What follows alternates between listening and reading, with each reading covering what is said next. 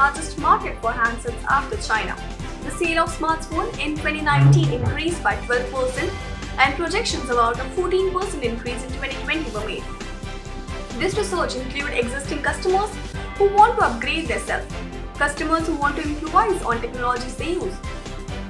One major increment will be of the people who have understood the importance of a smartphone because of the pandemic. Everything is happening through a cell phone right now. You can order groceries, you can call the hospital, you can get your health test done, make bill payments, and even get educated through your smartphone. Humans need to communicate had already driven the success of this industry. The mixture of telephone and internet increased the organic growth by tenfold. But when we talk about the situation right now, it is expected that the growth rate of the smartphone market will reduce segment-wise. This will happen because the income of the people have reduced and many of them have been rendered unemployed.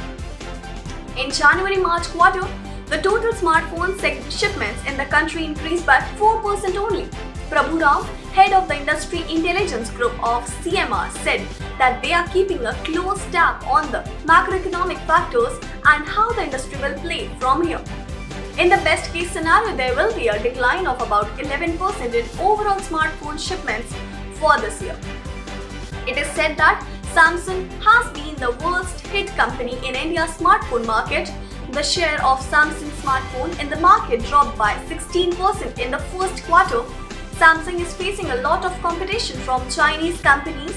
Vivo grew up by 45% and became the second largest brand of the smartphone market in India with a 17% market share. Samsung has partnered with technological companies to launch a new digital platform so that customers can buy Samsung smartphones online from local retailers. Cell phone companies are suffering a double hit by the lockdown. There have been supply chain issues because direct investment from Chinese has been monitored. Secondly, because of the economic impact of the lockdown, the disposable income of the people is reducing, so they would not purchase high-quality smartphones. Unless absolutely necessary, consumers won't buy because they will choose to conserve their resources. Cell phone companies like Vivo, Realme and Xiaomi are struggling to sell their stocks. They are not launching new devices because the Indian market is not permitting them to do so. If your cell phone stops working right now, you will be in a lot of trouble. Smartphones are very critical and are very essential right now. There have been various requests by the people, but due to the supply chain being able to be fulfilled right now, I am looking at the future. There might be a low trend in this market because of the shortage of income of people. Demand for lower priced smartphones will increase. 43% of the parents don't have access to smartphones today, and this is because of the budgetary constraints that does not allow them to put the expenses over smartphones. This is not going to become better in the near future. This industry will take its own pace to be mended.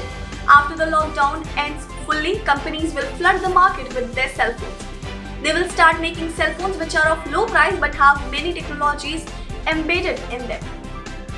Launch of new smartphones and new prices will take place only after the already existing smartphones are sold. No company wants to operate in losses. There has been a 6% GST hike on mobile phones. There will cause a lot of damage and the pent-up consumer demand will be high. New demand will arise later on, but for mid-level smartphones and not for high-priced cell phones. These demands and supply shocks are and determine the efficiency of the industry. It is also said that the consumers would get into more research and only then they would purchase smartphones. Now more features will be required in even a basic level kind of smartphone.